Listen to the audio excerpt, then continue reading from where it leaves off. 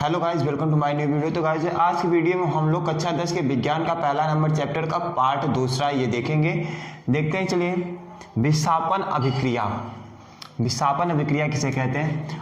वह रासायनिक अभिक्रिया जिसमें अधिक क्रियाशील तत्व कम क्रियाशील तत्व को उसके यौगिक से विस्थापित कर देते हैं, उसे विस्थापन अभिक्रिया कहते हैं। देखिए, बताया जा रहा है कि विस्थापन अभिक्रिया क्या होता है। वह रासायनिक अभिक्रिया जिसमें अधिक क्रियाशील तत्व कम क्रियाशील वाले तत्वों को विस्थापित कर देते हैं, उसे क्या कहते हैं? विस्थापन अभिक्रिया कहते हैं। देखते हैं हम लोग। विस्थापन अभिक्रिया दो प्रकार की होती है। विस्थापन अभिक्रिया कितने प्रकार की होती है? दो प्रकार की होती है। पहला नंबर देखिए, पहला नंबर एकल विस्थापन अभिक्रिया। चलिए अब हम लोग देखते हैं एकल विस्थापन अभिक्रिया क्या होती है। एकल विस्थापन अभिक्रिया किसे कहते हैं? जिस अभिक्रिया में एक ही तत्व का विस्थापन होता है उसे एकल विस्थापन अभिक्रिया कहते हैं। देखिए, इसमें बताया जा रहा है कि जिस अभिक्रिया में केवल एक तत्व का विस्थापन होता है उसे एकल विस्थापन अभिक्रिया कहते हैं। जैसे देखिए, A plus C D, arrow mark A D plus C. देखिए यहाँ पे क्या है, ए प्लस सी और डी। यहाँ पे देखिए जो तत्वों की संख्या है वो यहाँ पे दो तत्वों से मिलकर एक यौगिक बना हुआ है। यहाँ पे इस तत्व को विस्थापित किया जा रहा है और ये तत्व विस्थापन के बाद किसके साथ क्रिया कर रहा है? ए के साथ क्रिया कर रहा है। तो चलिए हम लोग इसको एग्जाम्पल से देखते हैं। Example Fe plus CuSO4, arrow mark. देखिए आयरन किसके साथ क्रिया कर रहा है? आयरन कॉपर सल्फेट के साथ क्रिया करवाने के बाद देखिए हमको क्या प्राप्त हो रहा है? Iron sulphate FeSO4 plus Cu प्राप्त हो रहा है। उसके बाद देखते हैं हम लोग द्विविस्थापन अभिक्रिया। द्विविस्थापन अभिक्रिया क्या होता है? देखते हैं, जिस अभिक्रिया में दो या दो से अधिक तत्व का विस्थापन होता है उसे द्विविस्थापन अभिक्रिया कहते हैं। देखिए बताया जा रहा है कि वे विस्थापन अभिक्रिया जिसमें दो या दो से अधिक तत्वों का विस्थापन होता है उसे द्विविस्थापन अभिक्रिया कहते हैं। चलिए हम लोग इसको एग्जाम्पल से देखते हैं। हाँ देखिए यहाँ पे A B plus C D, यहाँ पे देखिएगा बी विस्थापित होगा और बी और डी यहाँ पे क्या हो जाएगा? विस्थापित हो जाएगा। तो देखिए यहाँ पे जो डी है वो सी के साथ अभी तक था। अब देखिए डी किसके साथ आ गया है? ए के साथ आ गया। विस्थापित होकर ए के साथ क्रिया किया है। उसके बाद देखिए डी कहाँ? सी के साथ यहाँ पर रहेगा बी विस्थापित होकर आ जाएगा सी के साथ। चलिए उसके बाद देखते हैं एग्जाम्पल के तरीके से इसको देखते हैं। चलिए एग्जाम्पल जिसको देखते हैं, Na2SO4 सोडियम सल्फेट क्रिया कराया जा रहा है बेरियम क्लोराइड के साथ। सोडियम सल्फेट का क्रिया करवाया जा रहा है बेरियम क्लोराइड के साथ। तो देखिए हमको क्या प्राप्त हो रहा है? Barium sulphate plus sodium chloride.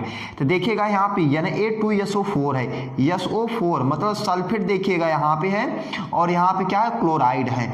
तो ये जो सल्फेट है ये देखिएगा बेरियम के साथ क्रिया करके यहाँ पे प्राप्त हो रहा है। तो ये क्या हो गया? Barium sulphate. और ये जो क्लोराइड है वो किसके साथ क्रिया कर रहा है? सोडियम के साथ क्रिया कर रहा है। तो ये क्या प्राप्त हो जाएगा हमको? Sodium chloride.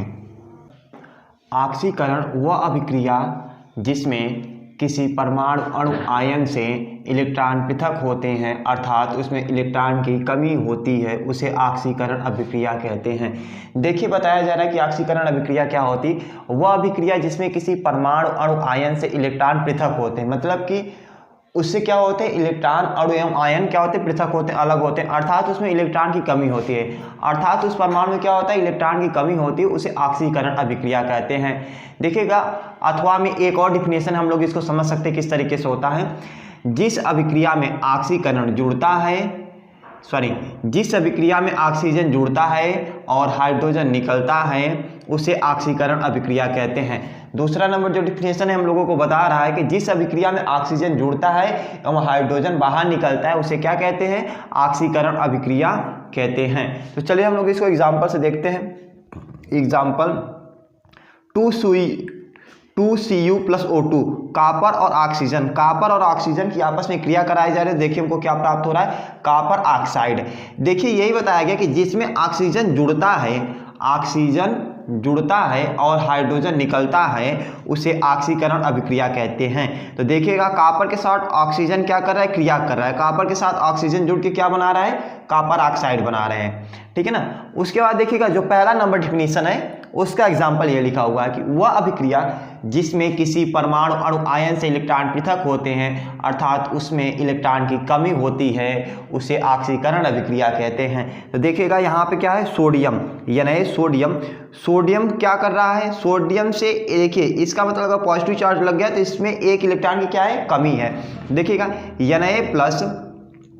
Na plus 1 electron क्या हुआ, इससे बाहर हुआ है, ठीक है ना। तो यही बताया गया इससे क्या होता है, इलेक्ट्रॉन क्या होता है, इलेक्ट्रॉन अणु एवं आयन क्या होते हैं, बाहर निकलते हैं, परमाणु अणु एवं आयन इससे बाहर निकलते हैं। उसके बाद देखिएगा ऑक्सीकरण को उपचयन भी कहा जाता है। जो ऑक्सीकरण अभिक्रिया होती है उसका एक और नाम है, क्या नाम है, उपचयन अभिक्रिया भी कहा जाता है। अगर कहीं पे ऑक्सीकरण पूछ लेता है, कहीं उपचयन पूछ लेता है तो आप लोगों को परेशान होने की जरूरत नहीं है, ऑक्सीकरण और अपचयन दोनों को सेम बोला जाता है, ठीक है ना। उसके बाद देखिएगा अपचयन अभिक्रिया किसे कहते हैं।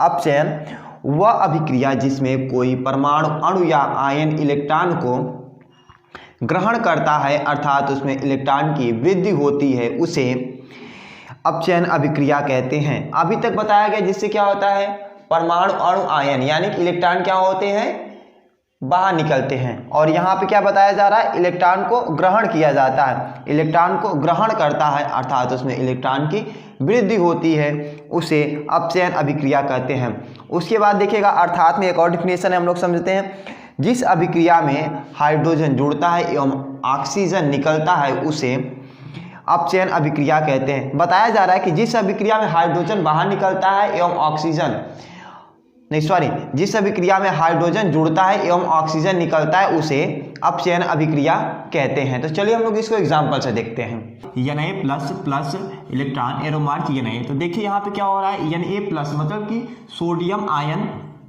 उसके बाद एक इलेक्ट्रॉन ये ग्रहण करना है। एक इलेक्ट्रॉन ग्रहण करने के बाद यहाँ पे देखिए, यहाँ पे जो प्लस चार्ज है वो यहाँ पे नहीं लगा हुआ है। देखिए क्यों नहीं लगा हुआ, क्योंकि वे एक इलेक्ट्रॉन क्या किया हुआ है, Na+ एक इलेक्ट्रॉन ग्रहण किया हुआ है। तो यहाँ पे क्या हो गया है, Na। देखिए यहाँ पे 10 इलेक्ट्रॉन है, ठीक। जो सोडियम होता है उसके जो इलेक्ट्रॉनों की संख्या होती है वो होता है 11 इलेक्ट्रॉन होते हैं, ठीक है। तो यहाँ हम देखिए 10 इलेक्ट्रॉन और एक इलेक्ट्रॉन क्या कर रहा है, ये गेन कर रहा है, ग्रहण कर रहा है। उसके बाद यहाँ पे हमको प्राप्त हो रहा है Na सोडियम, और यहाँ पे जो इलेक्ट्रॉनों की संख्या होगी वो हो जाएगी 11 इलेक्ट्रॉन, ठीक है। चलिए तो रेडॉक्स अभिक्रिया, जिस अभिक्रिया में एक अभिकारक उपचयित तथा दूसरा अभिकारक अपचयित होता है तो उसे अपचयन अभिक्रिया अथवा रेडॉक्स अभिक्रिया कहते हैं। देखिए रेडॉक्स अभिक्रिया में क्या बताया जा रहा है, क्या बोला जा रहा है कि जिस अभिक्रिया में एक अभिकारक उपचयित तथा दूसरा अभिकारक अपचयित होता है उसे अपचयन अभिक्रिया या रेडॉक्स अभिक्रिया कहते हैं। तो चलिए हम लोग इसको एग्जाम्पल समझते हैं। तो ये हो गया इसका एग्जाम्पल। देखिए CuO+H2 एरो मार्क क्या प्राप्त हो रहा है हमको, Cu+H2O। तो देखिए यहाँ पे क्या हो रहा है, CuO यहाँ से ऑक्सीजन का क्या हो जा रहा है, अपचयन हो जा रहा है। तो ऑक्सीजन यहाँ से क्या हो जा रहा है, अपचयन हो जा रहा है, तो बाहर निकल रहा है। तो यहाँ पे हमको क्या प्राप्त हो रहा है, केवल Cu प्राप्त हो रहा है। और यहाँ देखिएगा हाइड्रोजन का क्या हो रहा है, यहाँ पे उपचयन हो रहा है, हाइड्रोजन का उपचयन हो रहा है। तो यहाँ पे हमको क्या प्राप्त हो रहा है, H2O प्राप्त हो रहा है, जल प्राप्त हो रहा है। चलिए उसके बाद अब हम लोग देखते हैं कि संक्षारण क्या होता है। वह रासायनिक अभिक्रिया जिसमें धातु वायु या नमी के संपर्क में आने पर धीरे धीरे नष्ट होने लगती है इसे संक्षारण अभिक्रिया कहते हैं। बताया जा रहा है कि जब कोई भी धातु क्या होता है, वायु या नमी के संपर्क में आ जाती है और धीरे धीरे नष्ट होने लगती है, और इसी क्रिया को क्या कहते हैं, संक्षारण कहते हैं। तो देखिए एग्जाम्पल यहाँ पे, लोहे पर जंग का लगना। जो लोहा होता है, लोहे की जो धातु होती है उस पर जो जंग लगता है तो वो क्या होता है, वायु या नमी के संपर्क में होता है, जिसके कारण उसका क्या हो जाता है, संक्षरण हो जाता है। इसी तरीके से चांदी के आभूषणों पर काली परत का चढ़ना। जो चांदी के आभूषण होते हैं उस पर क्या हो जाता है, काली परत की जो परत चढ़ती है वो उसका क्या बोला जाएगा, संक्षारण बोला जाएगा। चलिए हम लोग देखते हैं विकृत गंधिता क्या होता है। देखिए खाद्य पदार्थों में उपस्थित तेल और वसा के मंद ऑक्सीकरण से उनके स्वाद तथा गंध का बदल जाना विकृत गंधिता कहलाता है। देखिए यहाँ पे हम लोगों को बताया जा रहा है कि खाद्य पदार्थों में उपस्थित तेल और वसा के मंद ऑक्सीकरण से उनके स्वाद में और उनके गंध का जो परिवर्तन होता है वो विकृत गंधिता कहलाता है। चलिए अब हम लोग देखते हैं कि विकृत गंधिका को निम्नलिखित विधियों द्वारा रोका जा सकता है। जो विकृत गंधिता होता है हम लोग इसको किस तरीके से रोक सकते हैं, इसी रोकने की क्या अवधारणाएं हैं, तो चलिए हम लोग देखते हैं। इसका पहला पॉइंट जो है कि खाद्य पदार्थों को वायुरोधी पात्रों में रखना। जो खाने योग्य पदार्थ हैं उनको वायुरोधी पात्रों में, ऐसे पात्र जिनमें कि वायु पास ना कर सके, उनमें हमको इनको क्या करना है, रखना है। दूसरा नंबर देखते हैं हम लोग कि निम्न ताप पर पके हुए खानों का प्रशीतन। निम्न ताप पर जो पके हुए भोजन है उनको हम लोग रखेंगे। तीसरा नंबर देखते हैं पॉइंट हम लोग, खाद्य पदार्थों जैसे आलू, चिप्स इत्यादि की पैकिंग में ऑक्सीजन को हटाकर उसके स्थान पर नाइट्रोजन गैस भर देते हैं। जो आलू चिप्स होता है, ठीक है ना, इन सब जो पैकेटें होती हैं, इनकी जो पैकिंग होती है उनमें से ऑक्सीजन गैस को बाहर निकाला जाता है और उनमें क्या किया जाता है, नाइट्रोजन गैस को भरा जाता है। जो मार्केट में पैकिंग आती हैं जिनमें जैसे नमकीन हो गया या कोई भी जैसे कुरकुरे हो गया, तो इन सब में क्या होता है, नाइट्रोजन गैस भरी रहती है इन सभी पैकिंगों में।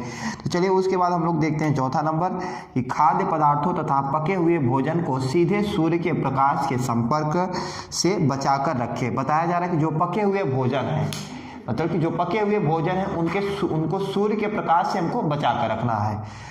ये जो चैप्टर है समाप्त हो गया। अगर आप लोगों को ये वीडियो अच्छा लगा तो वीडियो को लाइक करिएगा, चैनल को सब्सक्राइब करिएगा। मिलते हैं नेक्स्ट वीडियो में, तब तक के लिए बाय, जय हिंद।